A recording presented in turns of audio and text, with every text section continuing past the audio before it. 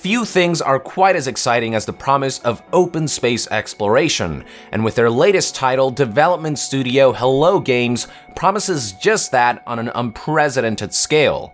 In No Man's Sky, players are not only meant to explore single planets and planetary systems, but an entire galaxy that might as well be its own universe. If there is one thing that quickly becomes apparent within the first few hours of the game, is that there is an incredible sense of scale.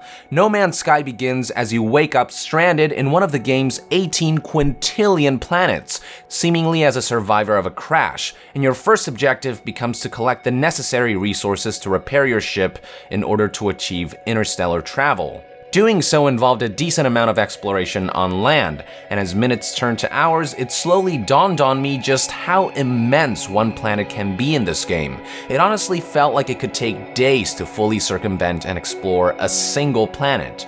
This sense of scale was exponentially increased once I managed to repair my ship and seamlessly make my way into the vastness of outer space. I distinctly remember turning around at one point after breaking through the atmosphere for the first time and being flabbergasted at how immense the planet that I left behind was.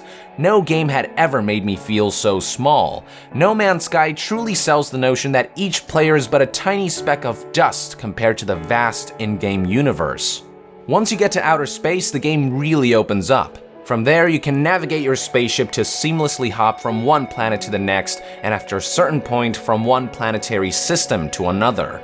And the best part about all this is that loading times are either non-existent or hidden so well that I never found immersion to be broken. It's truly an incredible feat that an indie development team of 15 people managed to achieve this technical marvel. Undoubtedly, No Man's Sky's biggest accomplishment is its vast, seamless universe and its overwhelming sense of scale that will make you believe you're inhabiting infinity itself. Unfortunately, No Man's Sky's sheer scale acts as a double-edged sword. After a few hours of gameplay, the sandbox universe can eventually begin to feel as though it might be too big for its own good, and the main culprit behind this is a sparse amount of compelling activities and a lack of gameplay variety. The game's content simply can't keep up with the universe's sheer volume. Some of the activities that you can do in No Man's Sky include resource mining and gathering, managing collected resources to maintain equipment or to refuel your ship, using resources to craft upgrades and other crafting ingredients, selling valuable resources and items, and buying new things like better ships, discovering new planets, landmarks, and species, exploring planets and their landmarks to find upgrades for your ship and equipment, exploring the vastness of space, and achieving vague, long-term goals like finding ancient alien life forms or reaching the center of the galaxy.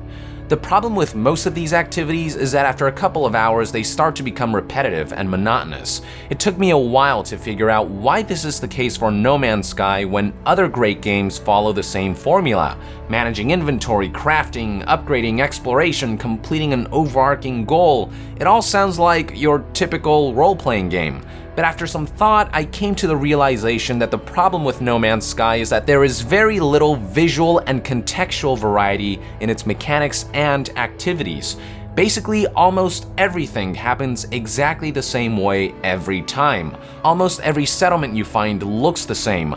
Almost every alien monolith looks and functions near identically. Every outpost, every beacon, every loot box, and every upgrade you find, it all just looks and feels the same.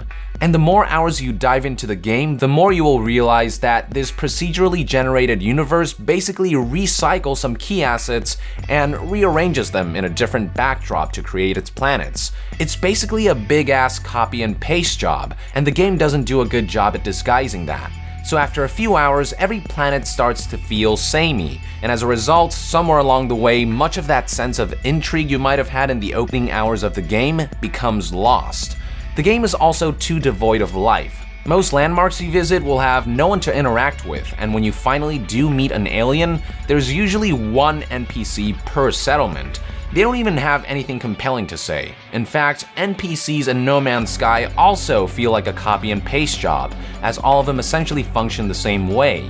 When you interact with one, you'll probably have to play a game of guess the right dialogue option, and if you do, you get rewarded in the form of increased standing with the NPC's alien race, along with maybe a tech upgrade or some valuable item. If you guess wrong, your standing with the alien race will decrease and you get nothing.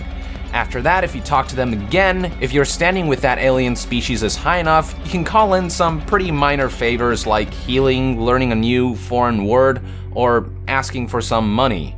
Even the many space stations scattered throughout the galaxy feel empty, as they too are often inhabited by only one NPC, sometimes none. I just wish the game had something along the lines of a metropolis or cities that players could visit once in a while to inject some life into this game. The only form of life you do meet in abundance are randomly generated animals and creatures, which while admittedly cool, bizarre, and compelling, they feel like a novelty that eventually wears off, as the only purpose they serve is to be scanned and archived.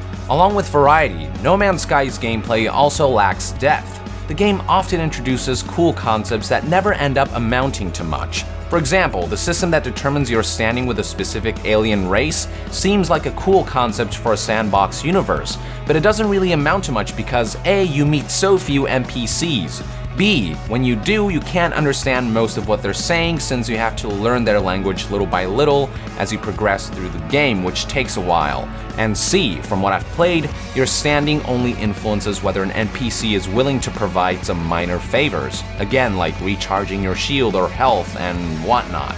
It also doesn't help that many of the choices that affect your standing with an alien race feel like guesswork. Even things like combat feel half-baked. On land, you'll mostly encounter security bots that don't offer much of a challenge, with gunplay that just feels average. And in space, you'll encounter hostile enemy ships that do offer more of a challenge and thrill, but even that becomes monotonous after a while due to a lack of variety in weapon types, enemy types, and a lack of satisfying rewards for engaging in these types of battles. No Man's Sky even manages to limit itself in its most important gameplay element, exploration, by injecting elements of survival. I'm totally fine with having to keep track of my life support, or watching out for hazardous environments, or having to refuel my ship and whatnot, but the limited inventory system becomes incredibly annoying after a while.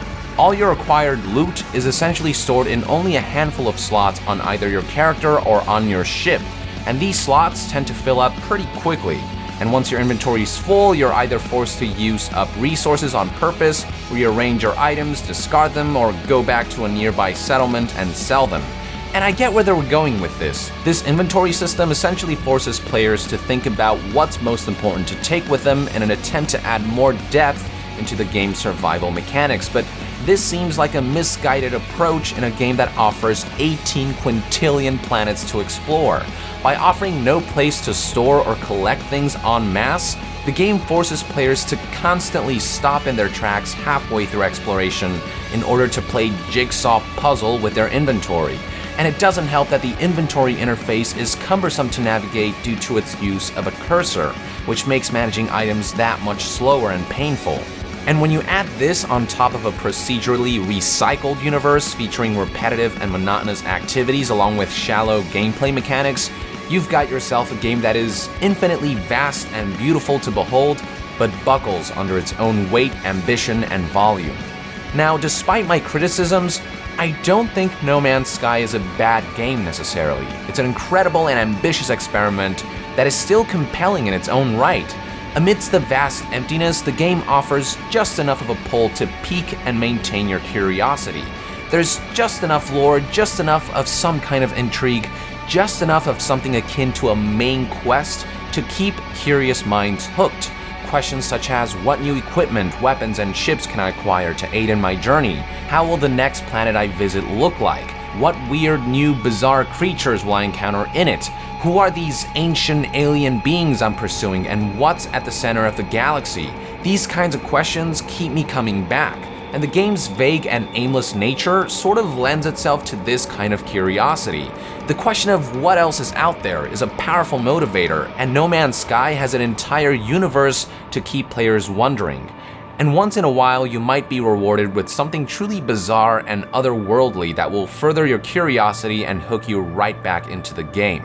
But at the end of the day, No Man's Sky is hard to recommend to everyone. For many, it just won't live up to the hype due to shallow gameplay mechanics, repetitive and monotonous activities, and a universe that can't keep up with its own volume. But for curious minds and those who have a thing for aimless wandering and exploration and finding answers to vague questions, No Man's Sky can be quite a compelling experience. There's definitely something about this game that continuously draws me in, but it's also hard not to get the sense that it lacks a little something and that it could have been so much more. So there you have it, folks, my review of No Man's Sky. Thank you for tuning in. Let us know in the comments below what you think about the game if you've had the chance to play it. And to be further updated on gaming news and reviews, stay tuned right here on Yong Yeah. I'll see you guys next time. Yong out.